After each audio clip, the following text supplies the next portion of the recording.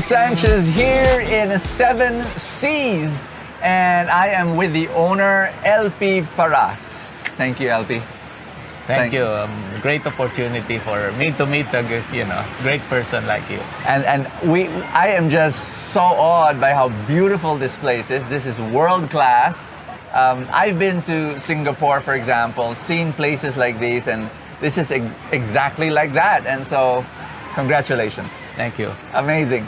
You know, LP, I was asking him for his backstory, and it's amazing because he started, he said, as a small-time electrician repairing radios and TV sets.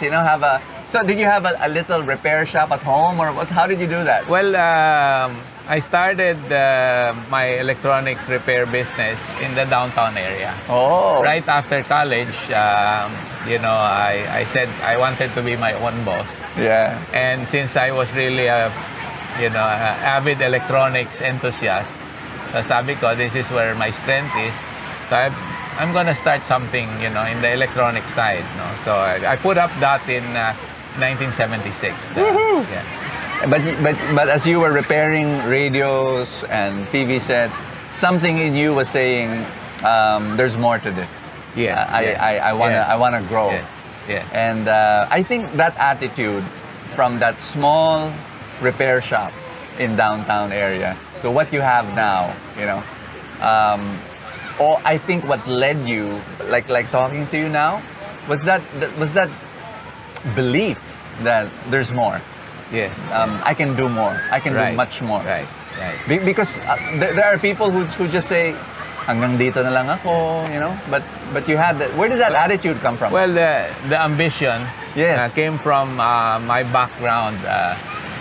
My parents were migrants to this place back in 1951. That's right. I was born here, but I saw the hardships of life back then and how my parents started. Right. And the small shop that my parents had, repairing jeeps and fabricating things. Yeah. That was our kind of a laboratory. Yeah. We saw how they grew. We saw how initially we lived in a house with bamboo floors. So we reminiscing those times. I said, those were important experiences. Absolutely. For someone to, How old were you when you were still living in a bamboo house? I guess when we were in grade school. You were already, because you're the eldest of 10 children. Yeah. Wow. So, there were chickens and dogs. Under the house. And my dad, who had amazing mechanic, was building jeepneys, small jeepneys. Yeah. And we became the first to offer, AC jeeps. Small passenger jeepneys. Yes, small passenger jeepneys in the city of Cagayan. So your what do you call it? Your skill of repairing, being mechanical, being good with your hands came from your dad. Yes, absolutely. And so you saw him fix stuff. Yes, My dad had his educational attainment was, unfortunately, he was just a 6th grade. Grade 6? Yeah, Woo! because he was orphaned at an early age. Wow. But, he went to the school of hard knocks. Yes, absolutely. And we look at him as inspiration for all this. And I think, parents ask me, Brother Bo, I want my children to grow up and become responsible, and I tell them, you just have to let them like walk with you and walk with them and let them see you live life, work hard and pass on your values to them. I think that's the only formula. Essentially, that's what happened to us. Since we were not born with a silver spoon, so to speak, what our parents gave us was our education. And also the experience of living in a very very simple manner. So we have all of our siblings, all my siblings, there were 10 of us, and we learned. We learned it the hard way. Yes. But I guess, God has been good. We've overcome a lot of difficulties in the recent past, but, we consider ourselves lucky also. So let me just backtrack and give a little summary to our audience. So from that little repair shop in downtown, fixing radios and TV sets, look where LP is now. He's got these resorts, not only here, but the one in Bukidnon. And, I really think that pathway you were telling me was a rocky ride. Yes. If you count with your fingers the businesses you've put up, I'd say a good number of them were failures. And, I was an electronics technician at one point. I became a DJ at one point. I was helping my wife in the restaurant, so I was flipping burgers also. Woohoo! No, so these are the things that we learn by experience. So you ask me anything now, I can answer it all the time. Beautiful. And sometimes people just look at the success and say, "Oh, LP is so successful," but they don't understand that you went through so much hardship and so much, I would say, struggle just doing those things. They don't see that. They only see the harvest. They don't see the planting season. Unfortunately, some people think that way. Yeah, and then they envy and they say, "Oh, he's just lucky." No, he worked hard. So I like recounting that for our viewers. You failed in the restaurant business in a sense because what you were telling me when the big boys came, like Jollibee came and all that, you had to close shop. Yeah. And then you had all these other businesses that where you failed, but you just kept on. You just decided, no, let's do it. Let's go on. Yeah. You went into the cable business. Yes, that's another story altogether. Yes. But before the cable business, I had the opportunity to innovate, and build satellite antennas. Perhaps the first in the country. Beautiful. To build amazing satellite dish antennas from local materials. Wow. And that's where we got our fresh start. After the failures in the restaurant business, that's where we had we had a good start. Yes. And we were able to sell our products to very prominent people. Wow. So what do you call it? Satellite dish? Satellite dish antenna. And it came from your core skill. People ask me, Brother Bo, what business should I go into? I tell them, just stick to your core skill. Yes. Yeah, because of my engineering background. And your electric, your passion for electronics and all that. Well, I really enjoyed tinkering. Yeah. That's why, the products that we made were a result of all the tinkering. All the midnight oil you spend, playing around with That's right. things. No? That's right. Trying Wonderful. to think of the next best thing. Wow. I think perhaps we can attribute our success is that the innovation that we put in all the time. Yes. And also the persistence. If we encounter some problems, we move on and do another thing, and see, we also learn to let go when we saw that there were really basic mistakes that we made in a business, and continuing would lead to further degradation of our financial capabilities. So we said, no, time to let go. Yeah.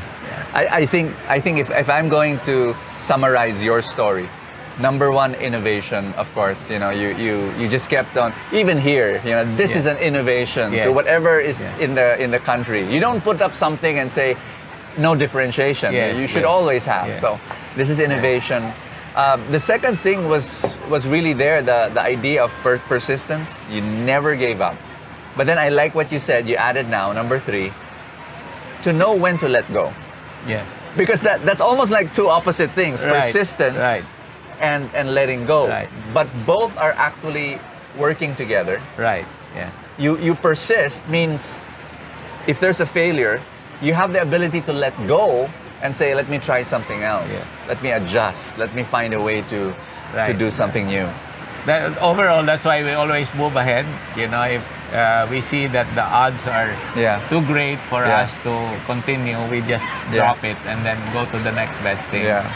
What is important is that it's not the financial reward that you're looking at. It's perhaps the fulfillment of being able to provide opportunity to other people. Wow. So yun siguro. How many people do you employ in all your businesses now? Well, we have almost 1,000 people. That's the joy. Yeah, that's the joy. Actually, I don't mind because we don't need a lot of money anyway to maintain ourselves. We'll live a simple lifestyle. Absolutely. But the fulfillment is being able to see that other families are growing because of our business. Yeah. And like, for example, in the Hilayan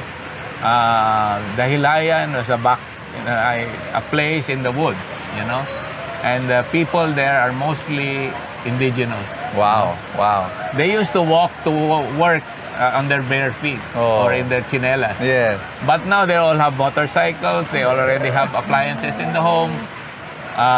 The Hilayan has been transformed because of perhaps our success in the tourism business there. Yes. Providing employment to the Lumads there. Woo! Beautiful. So, yun ang great fulfillment. Absolutely. Giving 1,000 families employment, livelihood. And then, of course, you've got the satellite. I'm sorry, not satellite. There's a term Cable for it. TV. No. When you put up a theme park like this, yes. there are other businesses. Yeah, feeder businesses. Yes, that go alongside you and say thank you. We will earn from you. Hotels and restaurants all over the place. Actually, we get most of the support now from the LGU because when we established the water park here, there was nothing here. This was all wetland.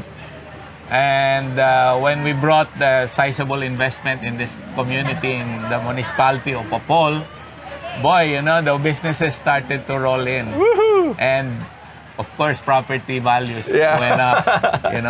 They're several times, incremented in That's right. in a span of 5 years, maybe 10 times. Wow. So that's amazing that if you build something, they will come. They will come. And then more will come and invest in a community. That's right. So. And I love what you said. If we do this, I mean, I whatever you're saying right now, it resonates with me. It's like, our lives are simple. Absolutely. It's so simple that we don't need much to survive. That's what you're saying. Yes. Yeah. We're happy. Yeah. The important thing is you like what you're doing. Absolutely. Yeah. You love what you're doing. You don't care about the time. You don't care about the expense. Yeah. I would. You said that the how much you earn is not important. That's true. For me, money is just a way of keeping score. You need a scoreboard in business. Like how are we doing? But it's more of the health that you provide, seeing people having jobs and feeding their kids. That's the big wow. That's the amazing part of being an entrepreneur. You're amazing, Epi. You are. Thank you. So good to talk to you. Thank you. And, it's been a great opportunity to meet you also in person. Yeah, it's like I'm talking to. My son is your fan. I met him. It's good. It's great. Yeah. Wonderful. Yeah, it's really, very timely that your advocacies are really taking root, and a lot of people are learning from you, and that opportunity to do good is, just God sent. Yep. Yeah. I want to tell everybody that there's nothing like being selfless.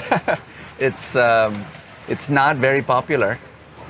People are in it for themselves, and it's what's in it for me. It's always the question.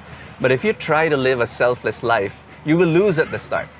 You will. I mean, no question on that. You will lose at the start, and those who are selfish will win. Yeah. But in the long run, harvest time will come, and the blessings will follow. And that's what happened to you. Thank God. Thank you so much, Epi. Thank Was you. great. Was great talking to you. Wonderful. Pleasure.